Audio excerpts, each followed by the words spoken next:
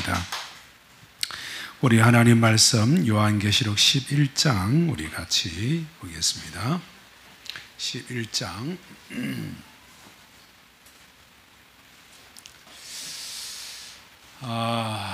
우리 요한계시록을 계속 오드리니까 좀 지깁지 않습니까? 괜찮아요? 네, 계속 막 환난에 대한 이야기만 하고 하니까 좀 겁나는 사람들도 없잖아 있을 것 같은데, 자, 우리 요한계시록 우리 11장부터 다 같이 보겠습니다. 11장 1절에서부터 13절까지 한 목소리로 봉독하겠습니다. 11장 1절부터 13절 다 함께 봉독하겠습니다. 또 내게 지팡이 같은 갈대를 주며 말하기를, 일어나서 하나님의 성전과 제단과 그 안에서 경배하는 자들을 청량하되 성전 바깥 마당은 청량하지 말고 그냥 두라. 이것은 이방인에게 주었은즉 그들이 거룩한 성을 42달 동안 질밟으리라. 내가 나의 두 증인에게 권세를 주리니 그들이 굵은 베옷을 입고 1260일을 예언하리라. 그들은 이 땅에 주 앞에 서 있는 두 감람나무와 두 촛대니 만일 누구든지 그들을 해하고자 하면 그들의 입에서 불이 나와서 그들의 원수를 삼켜버릴 것이요, 누구든지 그들을 해하고자 하면 반드시 그와 같이 죽임을 당하리라. 그들이 권능을 가지고 하늘을 닿아 그 예언을 하는 날 동안 비가 오지 못하게 하고, 또 권능을 가지고 물을 피로 변하게 하고, 아무 때든지 원하는 대로 여러 가지 재앙으로 땅을 치르로다. 그들이 그 정언을 마칠 때에 무저갱이로부터 올라오는 짐승이 그들과 더불어 전쟁을 일으켜 그들을 이기고 그들을 죽일 터인즉 그들의 시체가 큰 성 길에 있으리니, 그 성은 영적으로 하면 소돔이라고도 하고 애굽이라고도 하니 곧 그들이 주께서 십자가에 못 박히신 곳이라. 백성들과 족속과 방언과 나라 중에서 사람들이 그 시체를 사흘 반 동안에 보며 무덤에 장사하지 못하게 하리도다. 이 두 선지자가 땅에 사는 자들을 괴롭게 한 거로 땅에 사는 자들이 그들의 죽음을 즐거워하고 기뻐하여 서로 예물을 보내리라 하더라. 3일 반 후에 하나님께로부터 세게 두려워하더라. 하늘로부터 큰 음성이 있어 이리로 올라오라 함을 그들이 듣고 구름을 타고 하늘로 올라가니 그들의 원수들도 구경하더라. 그때 큰 지진이 와서 성 10분의 1이 무너지고 지진에 죽은 사람이 7천이라. 그 남은 자들이 두려워하여 영광을 하늘의 하나님께 돌리더라. 아멘. 자, 음향을 좀 잡아주세요. 이렇게 자꾸 이렇게 퍼지니까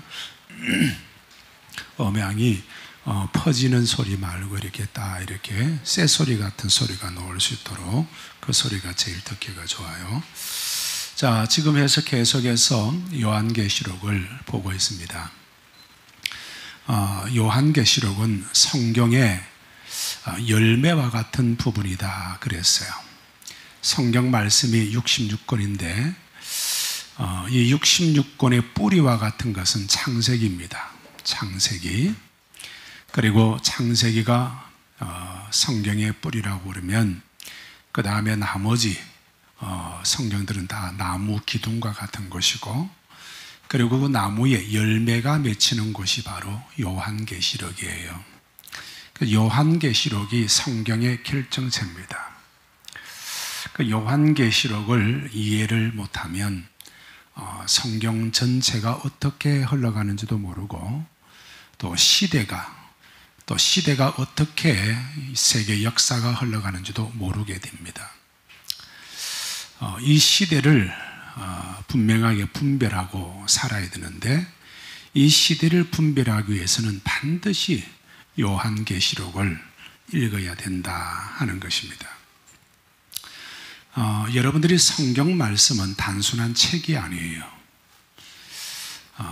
이 성경 안에는 역사적인 것도 있고 정치적인 것도 있고 법도 있고 문화도 있고 또 인간이 살아가야 될 도리도 있고 또 영적인 세계에 가는 것도 있고, 그리고 인간의 본질에 대한 것도 있고, 또 인간의 사후의 세계에 가는 것도 있고, 인류의 그 종말에, 인류의 시초와 종말에까지 모든 것이 다 기록되어 있는 말씀입니다. 세상에 이런 책이 없어요. 단순한 불경처럼 불교의 화엄경이나 법화경 이런 경전하고 전혀 다른 것이죠. 차원이 다른 것입니다. 자, 오늘 요한계시록 11장 1절에서부터 13절까지 우리가 보게 되었는데, 지금까지 하나님께서 마지막 종말에 심판을 행하신다 그랬죠. 그 심판을 행하실 때 제일 먼저 7인을 떼셨다 그랬습니다. 그러니까 7인. 자, 7인을 떼셨죠. 그래서 6장에서부터, 요한계시록 6장에서부터 7인을 뗍니다. 7인을 떼서 제일 처음에 흰말이 나오고, 6장 2절에 흰말, 6장 3절에 붉은 말, 6장 5절에 검은 말, 그 다음에 6장 7절에 청황색 말, 그리고 9절에 그 다음에 이제 죽임을 당한 하나님의 종들의 그 탄식이 나오고, 12절부터는 여섯째 인을 뗄 때에 이제 큰 환난, 큰 진노의 날이 이르게 됩니다. 이 시대에, 이 환난을 당하는 시대의 모습을 이 요한계시록 1장은 총괄적으로 이렇게 말씀을 해놨죠. 그래서 흰말은 세계 대전쟁을 말하고 있어요. 세계 대전쟁이 일어난다. 6장 2절. 그리고 6장 3절의 붉은 말은 나라에서 내전이 일어나고 공산주의자들이 세상을 정복한다 하는 것입니다. 그리고 6장 5절에는 검은 말, 이제 큰 경제의 기근이 일어난다. 그리고 6장 7절에 이제는 청황색 말은 전염병이 일어나서 사람의 땅의 4분의 1의 사람들이 죽임을 당합니다. 그리고 9절에서부터는 이제 믿는 사람들이 핍박을 당해서 이렇게 죽임을 당하고요. 그 다음에 12절부터는 큰 진노의 큰 날이 이르러서 지진이 흔들리고 땅들이 다 흔들리고 하늘의 별들이 떨어지는 그러한 세계의 종말의 모습을 보여주고 있어요. 그리고 7장에는 이제 이런 진노의 날에서도 하나님은 하나님의 택한 백성을 보호합니다. 그래서 하나님의 인침을 받은 사람들, 머리에 하나님의 인침을 받은 사람들은 보호를 받게 되는 것을 보게 됩니다. 14만 4천 명만 보호를 받게 되죠. 그리고 8장에 들어가면 다시 이제 일곱째 나팔을 부는데, 일곱째 나팔에 이제 기도를 하고, 그 다음에 8장 6절에 나팔 소리가 울리기 시작합니다. 첫 번째 나팔을 부니까 땅의 3분의 1이 나무가 불에 타거나 또 말라버립니다. 또 8장 8절에 보니까 두 번째 나팔을 부니까 바다가 오염이 되고, 바다의 3분의 1이 피가 되고, 바다에 있는 생물들이 3분의 1이 죽고, 배들도 깨어지고 맙니다. 바다가 완전히 오염이 되어버리죠. 그리고 18장 10절에부터 세 번째 나팔을 보니까 물이 이제 녹조 현상이 일어나서 썬숙이 됩니다. 물의 3분의 1이, 강과 물샘이 녹조 현상이 일어나서 3분의 1이 다 썬숙이 됩니다. 그리고 12절에 보니까 이제 넷째 날에 이제 천사가 나팔을 부니까 해와 달의 3분의 1이 어두워집니다. 그리고 13절부터는 이제 가장 큰 재난이 일어나는데, 9장 1절에 다섯째 천사가 보니까 황충이 일어나서 사람을 괴롭히는데, 이 괴로움이 전갈에게 물려서 괴롭힘을 당하는 것 같아. 그런데 죽고 싶으나 죽지 못하는 이런 이 귀신들에 의해서 사람들이 괴롭힘을 당하는 그러한 시대가 되는 것입니다. 그래서 지금 사람들이 많이 자살 충동을 느끼고 살아가죠. 자살 충동, 죽고 싶으나 죽지 못하고 엄청난 괴로움을 가지고 살아가는 그런 때가 오는 것입니다. 지구의 3분의 1의 사람이. 자, 그리고 13절부터 여섯째 나팔을 보니까 이제 유브라데 강에서 이제 마지막 이제 세계 대전이 일어납니다. 3차 세계 대전이. 유브라데 강에서, 지금의 유브라데 강은 중동 지방이죠. 중동 지방에서 이제 전쟁이 일어나는데 16절 마병의 수가 2만만이다. 그러니까 마병이라는 것은 단순한 군사수가 아니고 전차, 탱크 부대를 말하고 있죠. 탱크 부대가 2만만이니까 2만 곱하기 만이니까 2억의 군대가 일어납니다. 2억의 군대가 일어나요. 그래서 이때 사람들이 막 죽임을 당하고 3분의 1이 죽임을 당하는데 20절에 보니까 이 재앙에 죽지 않고 남은 사람들도 회개하지 않고 계속해서 귀신과 그리고 우상에게 절을 하고 또 살인과 복술과 음행과 도둑질한 것도 회개하지 않습니다. 인간성이 완전히 타락한 거죠. 세계 대전이 일어나서 사람의 3분의 1이 죽어도 회개하지 않습니다.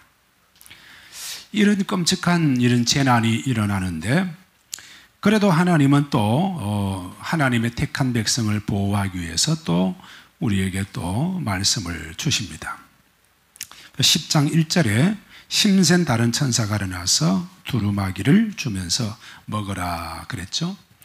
근데 이 두루마기를 먹을 때에는 10장 10절에 보니까 이 두루마기는 먹을 때는 입에서 달지만 먹은 후에는 내 배에서 썩게 되는 거예요. 그래서 마지막 종말의 시대에는 하나님의 말씀을 들을 때는 너무 좋아요. 너무 좋습니다. 그러나 이 말씀대로 살아가려고 그러면 너무나 괴로운 때가 바로 이 종말의 때다. 지금은 하나님 말씀을 지키고 하나님 말씀대로 예배를 드리고 믿음을 지키려고 그러면 목숨을 걸어야 될 때예요. 지금은 목숨을 걸어야 될 때. 그만큼 지금은 어려운 때다 하는 것이죠. 자, 그런데 11절에 보니까 이러한 지금 예수님을 믿기 어려운 때지만은 하나님께서 11절에 또 많은 나라와 백성과 방언과 임금에게 예언해야 된다. 지금 이러한 때이지만은 이런 환란이 많은 때지만은 하나님께서는 더 큰 은사를 베풀어 주신다는 겁니다. 따라합시다. 예언의 은사, 말씀의 은사, 방언 통변의 은사. 예. 하나님이 큰 하나님의 은사를 베풀어 주시는 때가 이 마지막 때입니다. 이 지금 마지막 종말의 때에 우리의 가장 필요한 은사가 있다면 어떤 은사일까요? 자, 방언의 은사, 예언의 은사, 병 고치는 은사, 귀신의 은사, 방언 통변의 은사, 또 말씀의 은사 있지만 어떤 은사가 가장 이 시대에 필요할까요? 물질의 은사. 물질의 은사 받아야 되죠? 네, 물질의 은사는 하나님은 마지막에 부어주시는, 지구 종말의 마지막 때에 부어주시는 은사예요. 이 물질의 은사는 하나님께서 이 공부를 해야 돼요. 지식이 없는 사람에게는 물질의 은사를 붓지 않습니다. 물질의 은사는 반드시 지식이 있어야 돼요. 지식과 기술이 있어야 물질의 은사를 받게 됩니다. 물질의 은사는 지식이 없으면 못 받아요. 그만큼 물질의 은사는 제일 마지막에 주시는 은사예요. 그런데 영적인 은사 중에 지금 이 시대에 정말 꼭 필요한 은사는 방언 통변의 은사입니다. 통변의 은사를 받으면 시대를 분별할 수 있고 내 자신을 분별할 수 있어요. 내가 지금 가고 있는 일이 옳은지 그른지 모르잖아요. 요즘 젊은 사람들이 너무 미래가 불안하니까 상담소에 가가지고 전부 다 상담을 받는데 한 번 받을 때마다 99만 원을 줘야 돼. 99만 원. 그러니까 요즘 애들 미래가 불안하니까 결혼하기 전에도 미래가 불안하니까 이 여자하고 사는 것이 잘 맞는 거지 안 맞는지 물어가지고 점치러 가고 점집에 가고 토종비결 가고 너무나 불안하니까 그만큼 시대가 불안한 시대에 살고 있다. 그런데 하나님 앞에 통변의 은사를 받으면 하나님이 정확하게 가르쳐 주시니까 하나님의 그 메시지를 정확하게 구분하고 살아가면 인생에 실패를 하지 않죠.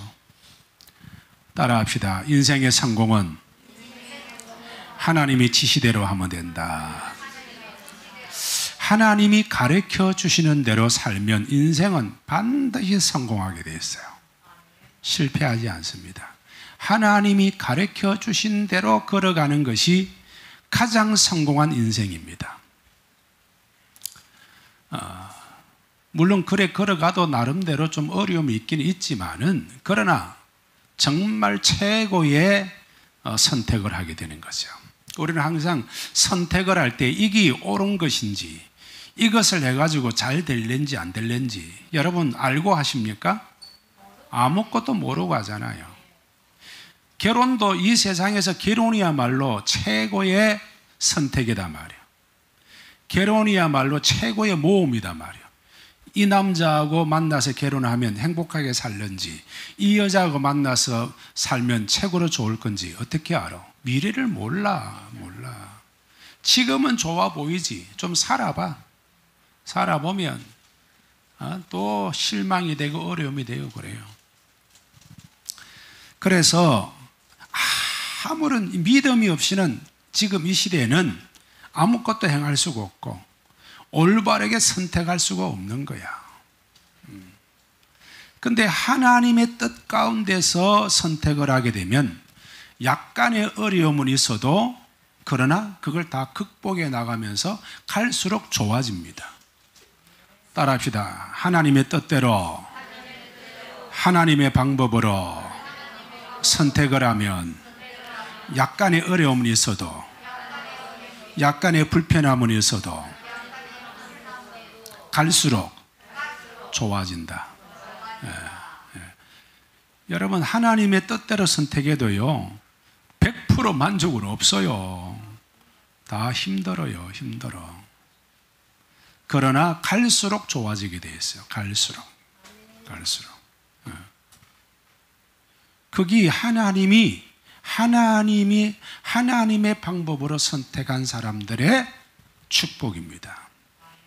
그런데 하나님의 뜻으로 선택하지 않고 내 감정과 욕심으로 선택을 하게 되면 처음에는 뭐가 좋아 보여도 갈수록 더 힘들어지고 인생이 불행해집니다. 그게 차이예요. 근데 하나님의 방법으로 선택을 하고 하나님의 뜻대로 선택을 하게 되면 지금 조금 불편해도 갈수록 좋아질 줄로 믿으시길 바랍니다. 갈수록 좋아집니다. 갈수록. 참 하나님이 선택하시는 것은 결코 후회함이 없는 거예요. 사람의 뜻은 실수할 수 있고 사람의 방법은 잘못될 수 있지만 하나님의 뜻과 하나님의 방법은 절대로 실패할 수가 없어. 하나님의 뜻과 방법은 절대로 실패할 수 없다. 반드시 성공한다. 아멘이십니까? 약간의 괴로움이 있어도 반드시 성공합니다. 그래서 하나님의 뜻에 맞추어서 내가 살아가는 게 제일 좋은 거예요. 그래서 하나님의 뜻을 분간하는 거, 하나님의 뜻을 분간하고 하나님의 메시지를 정확하게 알고 그렇게 살아가는 사람은 반드시 승리한다는 거예요. 하나님의 승리하듯이 우리도 승리하게 될 줄로 믿습니다. 여러분, 우리 그 나라의 6.25 전쟁의 인천 상륙 작전만 해도 그렇잖아요. 인천 상륙 작전이 거의 불가능한 작전이거든요. 그게 5,000분의 1의 확률이 있다고 하는데, 그 도저히 불가능한 작전을 메가더 장군이 실행을 하지 않습니까? 그때 사람들이 다 말렸어요. 다 말렸어. 그런데 메가더 장군이 하루에 3시간 넘게 기도를 하면서 기도하고 난 뒤에 결정을 한 겁니다. 결정을 했어요. 하나님의 감동이 온 거예요. 하나님께서 기도하다가 감동을 주셨어요.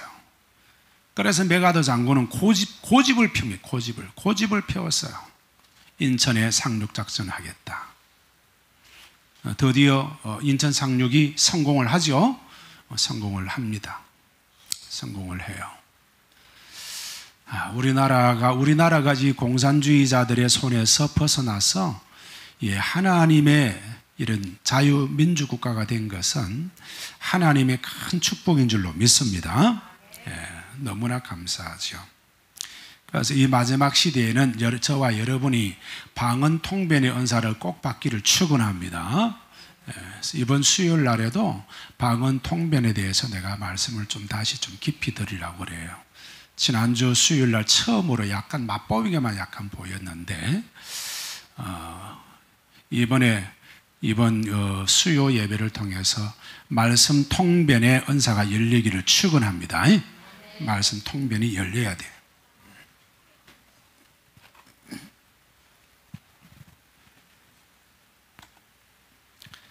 자, 그리고 11장에서부터 이제 하나님께서 이제 11장에는 성전을 청량하는 환상을 보여줍니다. 성전을 청량하고 그 다음에 두 증인이 놓이는 역사를 보여줍니다. 자, 11장 1절에서부터 여기 3절까지 보니까 하나님께서 11장 1절에 지팡이 같은 갈대를 주었어요.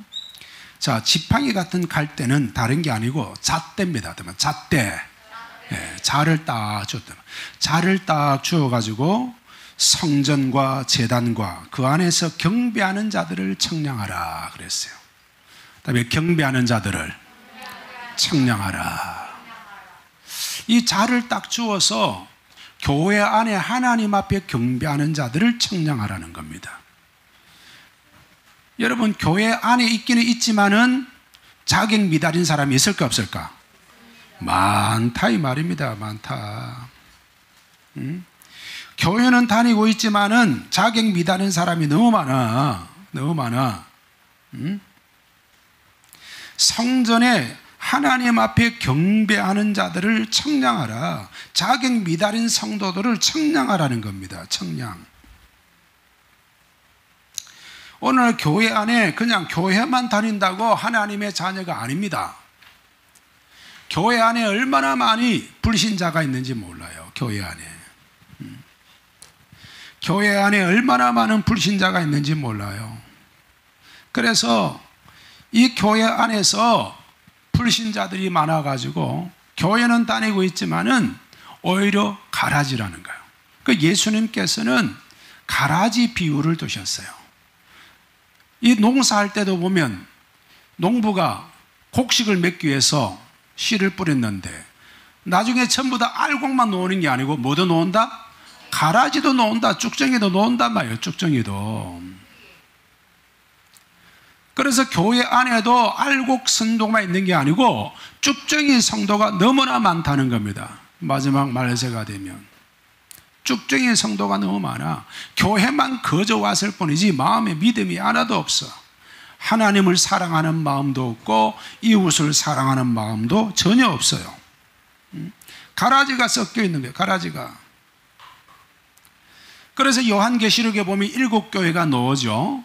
빌라델피아 교회도 있고 라오디게아 교회도 있고 사대 교회도 있고 에베소 교회도 있는데 그 교회 안에도 보면 전부 다 순수한 믿음의 사람이 있는 게 아니고 그 마지막 소아시아 7교회도 보니까 그 안에 믿음을 배신하는 배도한 성도들도 많이 일어나고 그리고 그 교회 안에서 거짓 선지자도 일어나고 거짓 증인도 일어나고 이세벨 같은 사람도 일어나고 발람의 교훈을 받은 자도 일어나고 또 니골라당에 속한 사람도 일어나고, 교회 안에 보니까 잡종 피 같은 이런 가라지가 너무 많다는 거야. 그다음 니골라당, 발람의 행위를 쫓는 자, 이세벨의 행위를 쫓는 자, 배교하는 자, 거짓 증인들, 이런 자들이 이 소아시아 7교회 안에도 많이 있더라 이 말이에요. 교회 안에도 이런 사람들이 많다 이 말이에요. 교회 안에 니골라당을 빨리 뽑아내야 돼. 니골라당이 뭐예요? 니골라당은 영지주의자다. 영지주의자. 영지주의가 뭐라 그랬죠? 영은 전부 다 선한 것이고 육은 전부 다 나쁜 것이다. 육은 전부 다 나쁜 것이다. 여러분, 육이 전부 다 나쁜 겁니까? 아니에요. 전부 다 그렇게 가르쳤어요, 영지주의자들은. 그래서 예수님이 육신으로 왔다는 것을 부인하는 거죠. 영지주의, 니골라당. 또 발람의 교훈을 따라갔던 자. 발람이 어떤 사람이었어요? 발람은 거짓 선지자였죠. 예언이 탁월했어요. 굉장히 예언이 정확했지만은, 그런데 그 예언은 정확했는지 몰라도 그 사람은 이스라엘 민족을 저주하고 타락하게 만드는 사람이었단 말이에요. 그래서 교회 안에서 예언의 은사가 막 탁월하고 신령한 세계가 막 나타나고 막 점쟁이처럼 쪽쪽쪽 잘 맞춘다 그래도 그 사람들 따라가면 돼, 안 돼? 안 된다는 겁니다. 아무리 신령한 은사가 있다 할지라도 백성들을 죽이는가, 사람들을 죽이는 길로 가는가, 사람들을 살리러 가는가, 그걸 봐야 된다는 겁니다. 아시겠습니까? 요즘에 교회 안에 뭐 신령하게 예언을 많이 잘하, 예언이 너무 정확하다, 예언을 잘한다, 뭐 방언 통배도 정확하다, 또 목사님 설교도 너무 잘한다, 뭐 그래가 막 쫓아다니는 사람이 있는데 그거 아니에요. 그 예언하는 것도 중요하지만 그 사람의 행위가 더 중요하단 말이에요. 발람 같은 자가 너무 많단 말이에요, 교회 안에. 발람 같은 자가 너무 많다. 사람들을 막 전부 다 영혼을 다 선동질 해가지고 사람을 죽이는 거예요, 발람 같은 자가. 또 이세벨 같은 여자도 있어요, 교회 안에. 교회 안에 이세벨 같은 사람이 누굽니까? 이세벨은 뭐였어요? 우상을 섬기겠다. 교회 안에서 자기가 예를 들면 나는 여자 목사가 돼가지고 막 이렇게 이상한 막 이렇게 타락한 짓을 하고, 그래서 사람들을 막 홀리는 겁니다. 사람들을 막 홀려. 사람들을 막 음행으로 홀리고 성적으로 타락시키면서 홀리고, 그리고 우상의 재물을 먹게 하고. 교회 안에 이런 가짜들이 너무 많단 말이에요. 다음에 교회 안에 가짜들이 너무 많다. 이 마지막 말세가 되면 될수록 교회 안에 가짜가 너무 많다는 겁니다. 그래서 하나님께서 잣대를 딱 주어서, 자를 주어서 교회 안에 경배하는 자들을 청량하라. 경배하는 자들을 청량하게 하셨어요. 저와 여러분은 하나님이 잣대를 딱 재보면 모두가 전부 다 통과하는 사람이 되기를 바랍니다. 천국의 문에 통과하려면 키가 어느 정도 돼야 될까? 내가 보면 믿음의 키가 있는데 천국에 들어가려면 키가 어느 정도 돼야 되느냐? 우리 저 예준이 정도 키가 돼야 돼요. 예준이 키는 천국에 들어갈 수 있어. 예준이보다 큰 사람은 못 들어가. 왜 그럴까?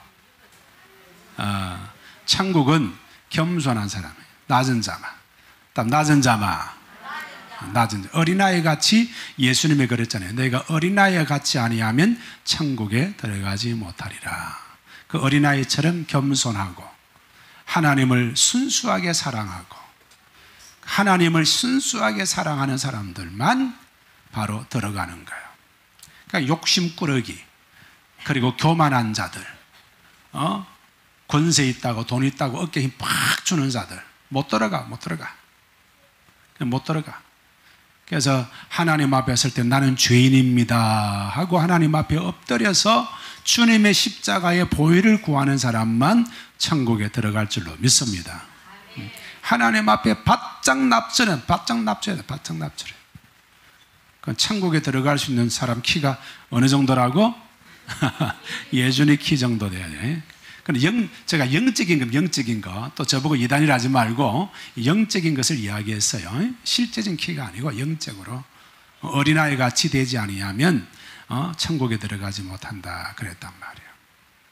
그러니까 내가 정말 우리가 하나님의 나라에 들어갈 때는 나는 예수님의 십자가의 보혈로 나는 죄 용서함 받았습니다. 이런 마음으로 가진 사람만 천국에 들어갈 줄로 믿습니다.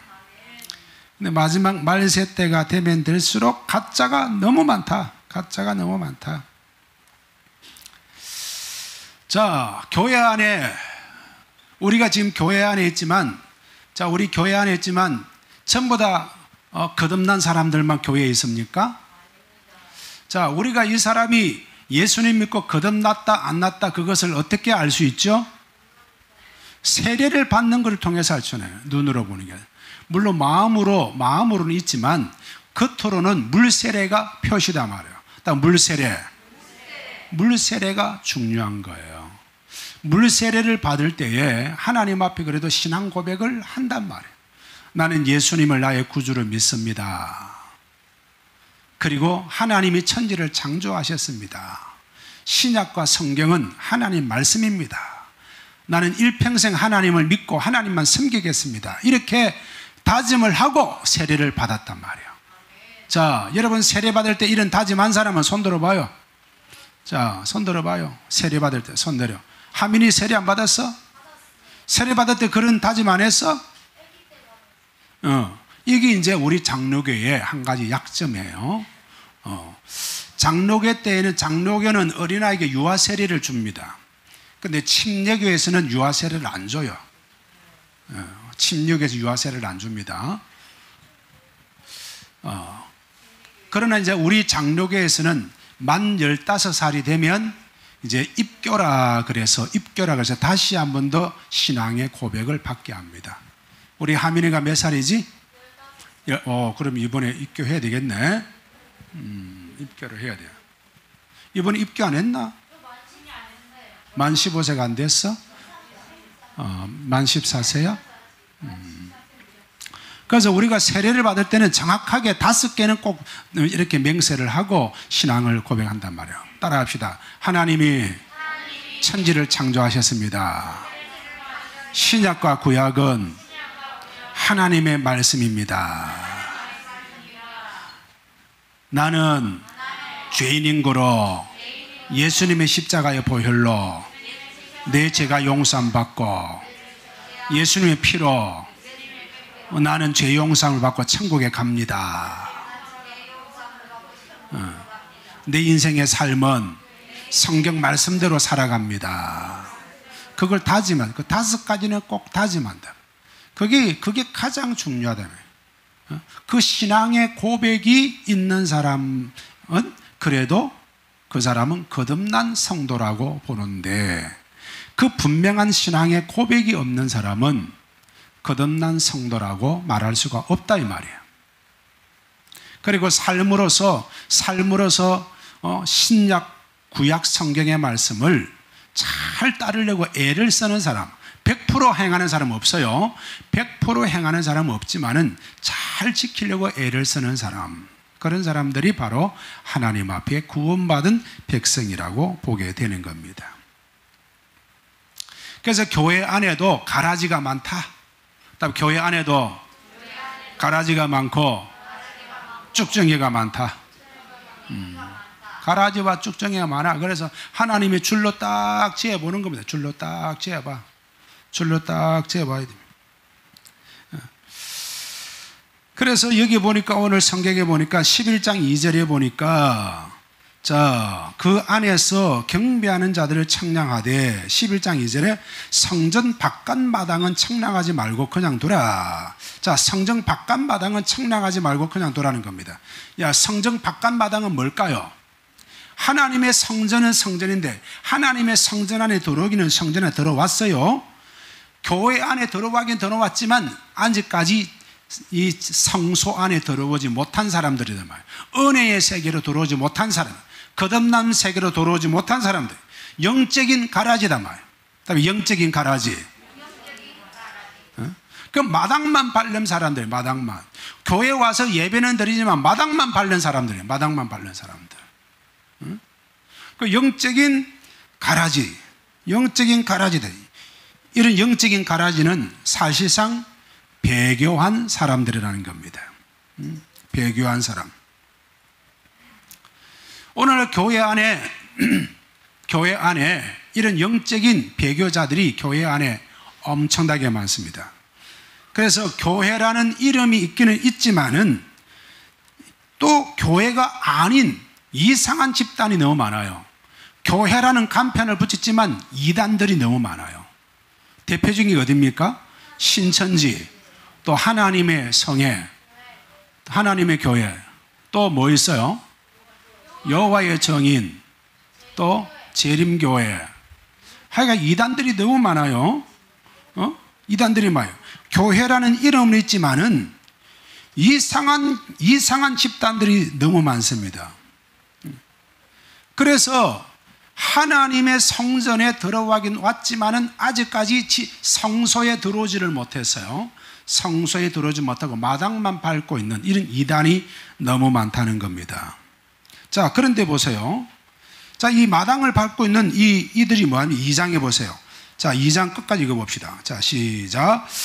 성전 바깥 마당은 청량하지 말고 그냥 두라. 이것은 이방인에게 주었은즉 그들이 거룩한 성을 42달 동안 짓밟으리라. 자, 거룩한 성을 짓밟는데 누가 짓밟는다고?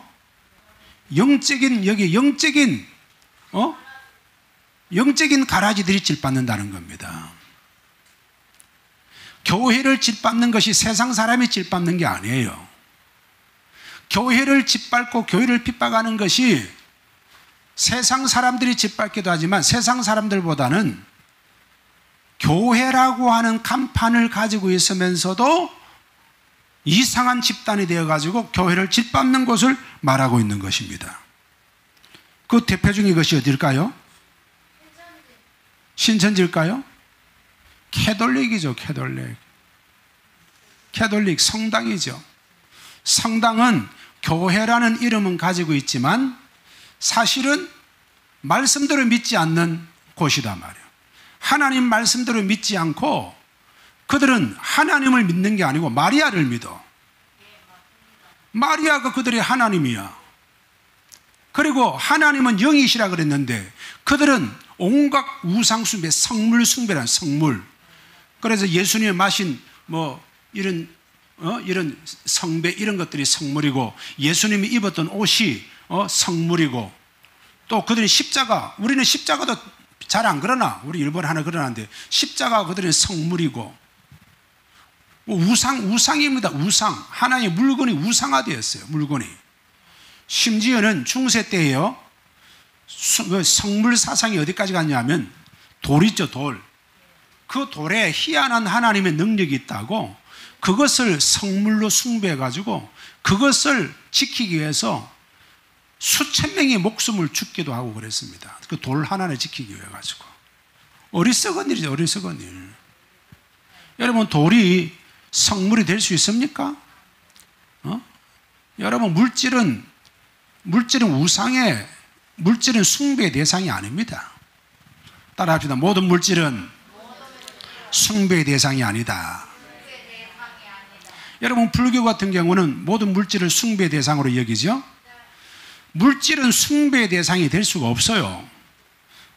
하나님께서는 이 세상의 모든 물질을 다 창조하신 분이에요. 그 피조물은 숭배의 대상이 아니고 뭐의 대상이 돼야 될까? 관찰의 대상이 되면 관찰의 대상. 관찰의 대상. 자, 여러분 철강 같은 경우 우리 부산에서 해동용궁사 저 기장에 가면 있죠. 그 외에 해동용궁사에 막 이상하게 막 온갖 우상을 막 해놓고 바닷가에 그렇게 멋지게 지어놨는데 왜 해동용궁사를 그 바닷가에 지었느냐? 바다가 신이야. 해동 용궁이 산다. 용궁. 바다가 신이야. 비나이다 비나이다. 바다를 보고 비나이다 비나이다. 이런 바다가 숭배의 대상일까요? 바다의 숭배 대상이 아니죠. 물론 바다가 파도가 치고 이러니까 사람 죽기도 하니까 바다에게 빌기도 했지만 바다는 숭배의 대상이 아니고 뭐의 대상이라? 관찰의 대상이다 말이에요. 관찰을 해보고 나니까 바다에 배도 띄우고 또 바다 안에 뭐도 해요? 잠수함도 다니게 하고 또 바다에 물고기도 잡아먹고 바다 안에 관찰을 해보니까 바다 안에 해류가 막 도는 것도 보이고 바다를 관찰해 보니까 바다 밑에 석유가 또 나오기도 하고. 맞아요, 틀려요? 바다가 관찰의 대상이죠. 옛날에 우리 조상들은 달을 보고 비나이다 비나이다 했어요. 달에 뭐가 있다고? 금토끼, 은토끼가 있어가지고 매일같이 쿵덕쿵 금토끼, 은토끼로 맨날 방아를 찢는 줄 알았어. 그래서 달을 보고 비나이다 비나했어요. 금토끼가 나오는 달은 며칠 날인 줄 아세요? 금토끼? 금토끼가 나오는 달. 금토끼가 나오는 달은 보름달. 은토끼가 나오는 달은 금음달. 몰랐지? 은토끼가 나올 때는 금음달. 이렇게 금음 이렇게 반달 이렇게 딱 금음 이렇게 초성달 때. 그때는 은토끼가 나와서 찍고 금토끼가 나올 때는 보름달이나 찍고.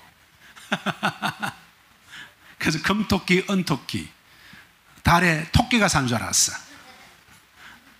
근데 딱 관찰해가지고 달에 가보니까 토끼가 있어요, 없어? 토끼 어디 간 거야 도대체? 토끼가 어디 갔어 도대체? 토끼 있어? 달에 가보니까 뭐밖에 없어? 먼지밖에 없어. 먼지밖에 없어.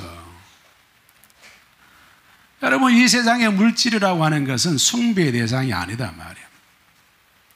우리나라의 유교도 사람의 몸을 숭배했죠. 그래서 부모님이 물려주신 몸은 손을 대서는 안 된다 그래서 머리카락도 잘라서 안 잘라서? 안 잘라가지고 막 남자들도 머리를 길어가지고 막 발끝까지 된단 말이야. 그러니까 옛날에 우리 할머니들 머리 한번 감으면은 멸이가 이만큼 나왔단 말이야. 옛날에 할머니들 한번 머리 한번 감으면 머리 안에 막 이가 버글버글 이하고 막 빈대가 버글버글 했어요. 생각납니까? 별로 없는가 보네. 우리 할머니들은 다 깨끗했는가 보네. 옛날에 우리 아이들 머리에 이가 버글버글 했어요. 이가 버글버글 빈대가 버글버글 했어. 그래서 그래서 한의학은, 동양의학은 사람의 몸을 부모님이 물려주신 것이라고 생각했기 때문에 숭배했기 때문에 수술을 합니까 안 합니까? 안 해요. 칼로 배 잽니까 안 잽니까? 안 째요. 아니 한의학에서는 배 안 째잖아. 한의학에서는 배 안 째고 고작 해봤자 이렇게 바늘 침 놓거나 뜸을 하거나 그 정도지요. 배를 안 쨘다. 배를 째거나 이렇게 안 한단 말이에요. 근데 사람 몸을 가만히 관찰을 해보니까 이 사람 몸이요, 재밌는단 말이에요.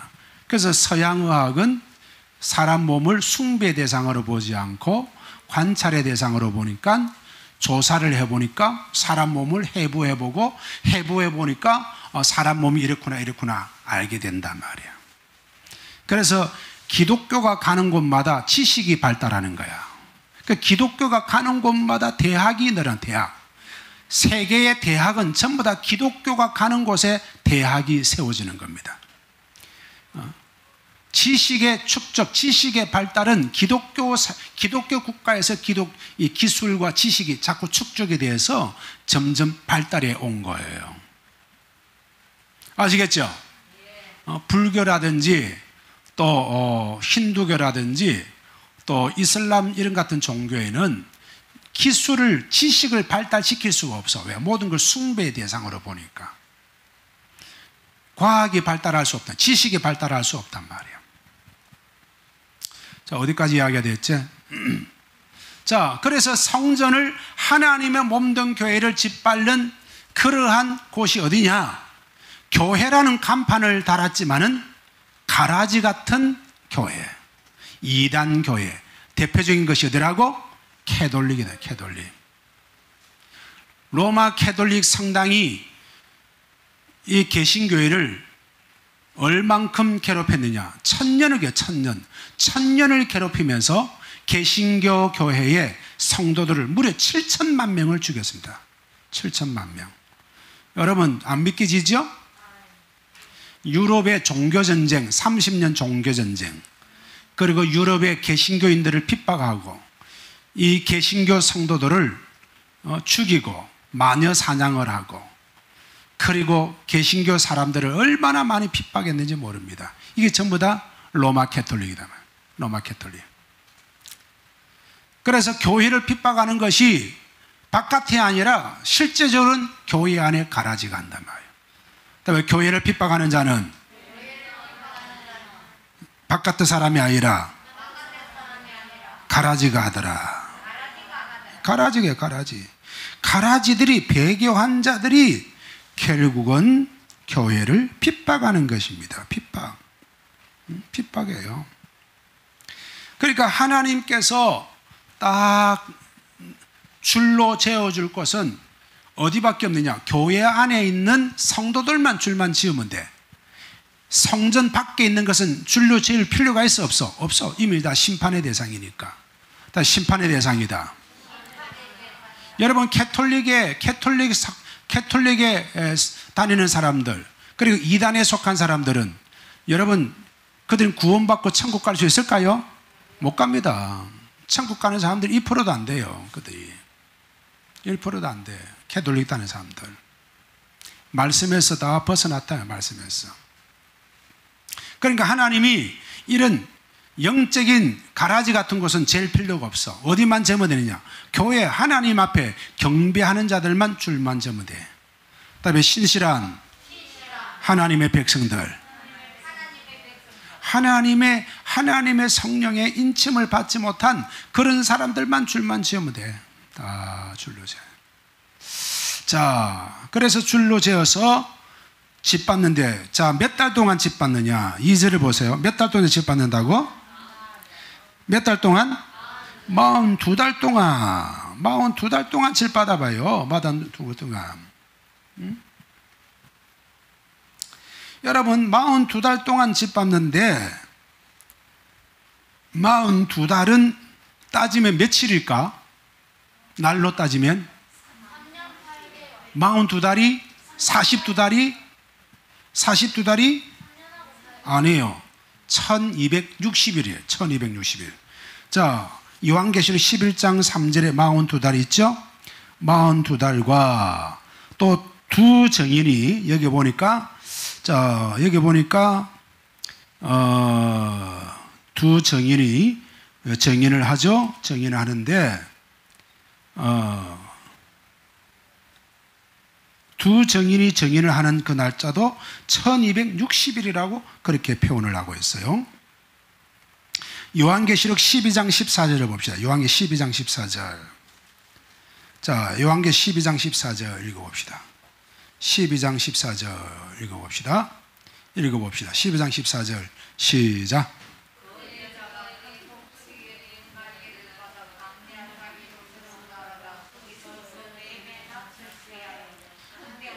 두때와 두때 반때를 양육받으며 그랬죠?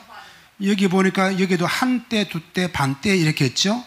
이 한때, 두때, 반때도 따지고 보면, 계산해 보면 이것이 42개월이다 말이야. 42개월. 그리고 기간은 3년 6개월이다 말이야. 그다음에 3년 6개월, 42개월, 날짜는 1260일. 1260일이에요. 1260일. 그래서 성경에 나와 있는 한때, 두때, 반때 전부 다 42달을 말하고 있는 거예요. 42달. 동일한 숫자다 말이에요. 동일한 숫자. 동일한 숫자가 동일한 날짜에 하나님께서 이 영적인 가라지들에게 하나님의 성전 마당이 짓밟히게 된다.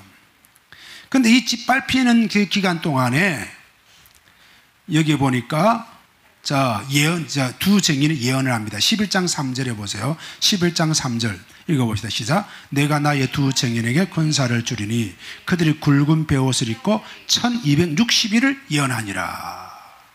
짓밟히는 42달 동안 두 증인이 예언을 하는데 그 날짜가 1260일.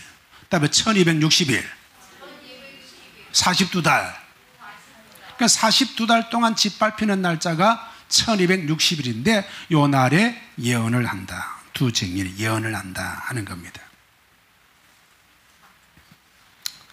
자, 그래서 지금 하나님께서 지금 이 마지막 종말의 시대에는 반드시 교회가 핍박을 당한다는 거예요.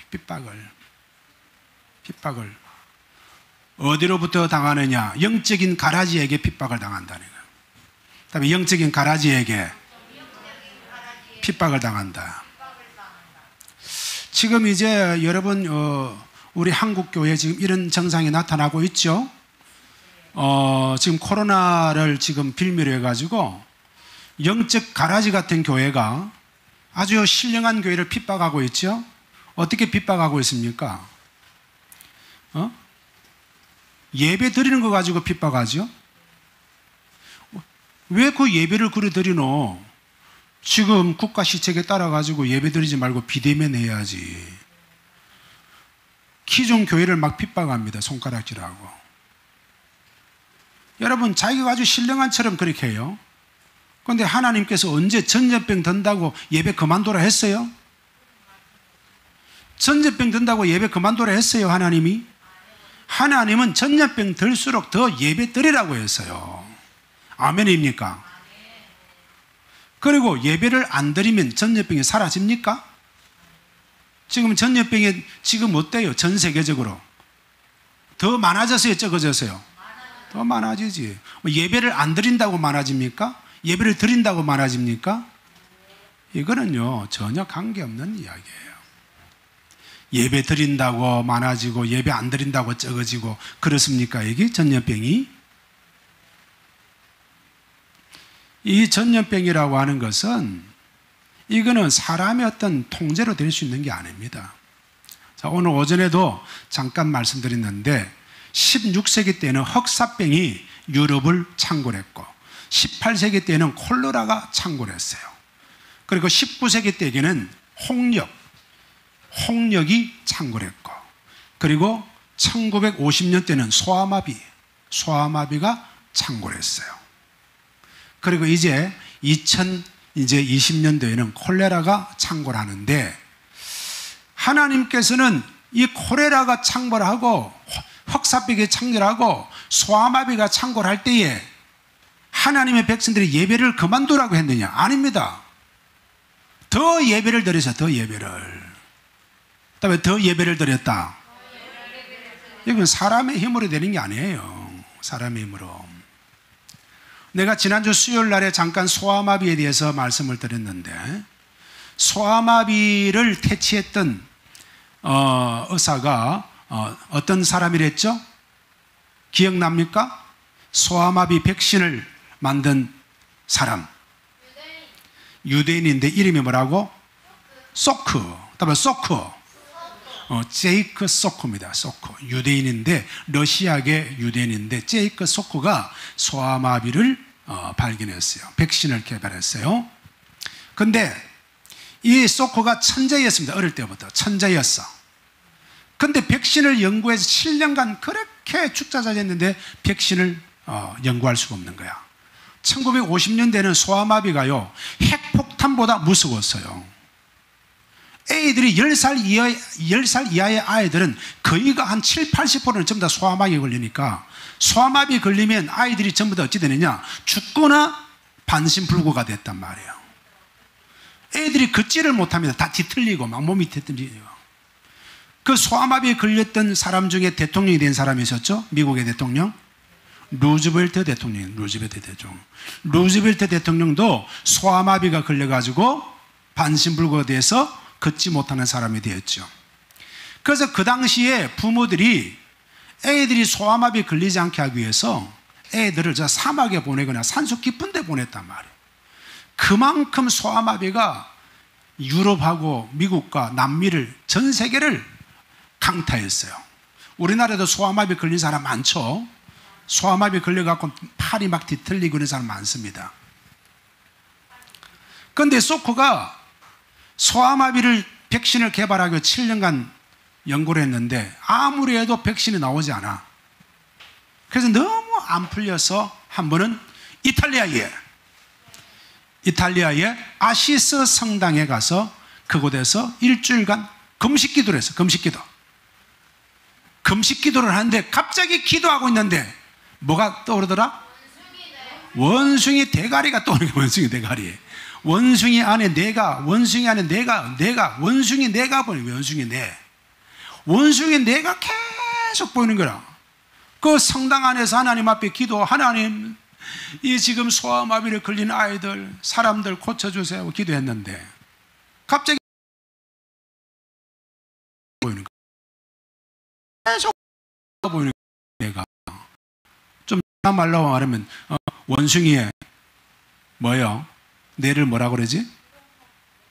대갈통. 원숭이의 대갈통이 잠깐 보이는 거야. 그래가지고 소크가 맞다. 원숭이가 사람하고 제일 비슷하니까 원숭이 뇌를 갈아가지고 거기에 바이러스를 한번 넣어보자 그랬어요. 근데 그래가지고 이제 미국으로 돌아와갖고 원숭이 뇌를 갖다가 믹서기에 갈았어. 원숭이 한 마리를 잡아갖고 뇌를 갖다가 믹서기에 윙 갈아가지고 그 갈린 그 원숭이 뇌에다가 소아마비 균을 딱 넣어보니까 이 소아마비 균이, 바이러스가 썩 사라지는 거야.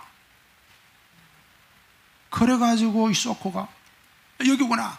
원숭이 뇌 안에 있는 호르몬이 소아마비를, 균을, 바이러스를 퇴치하는구나 해가지고 그때 발견을 한 거야. 그래서 소아마비를 퇴치하게 됐는데 더 놀라운 것은 이 쇼크가 소아마비 바이러스를 퇴치하면서 그때 당시에 뭐 죽은 사람이 수십만 명이 죽었으니까 약이 비싸야 될 거 아니야. 비싸게 팔 수 있는데도 소크는 비싸게 팔지 않습니다. 뭐라면서 하느냐? 하나님이 우리에게 매일같이 태양을 비추어 주는 것도 공짜로 받는데 우리가 이 바이러스를 퇴치하는 이것도 하나님이 주신 것이거늘 어떻게 돈을 받고 팔겠느냐? 그래가지고 무상으로 전부 다 나누어졌다. 무상으로.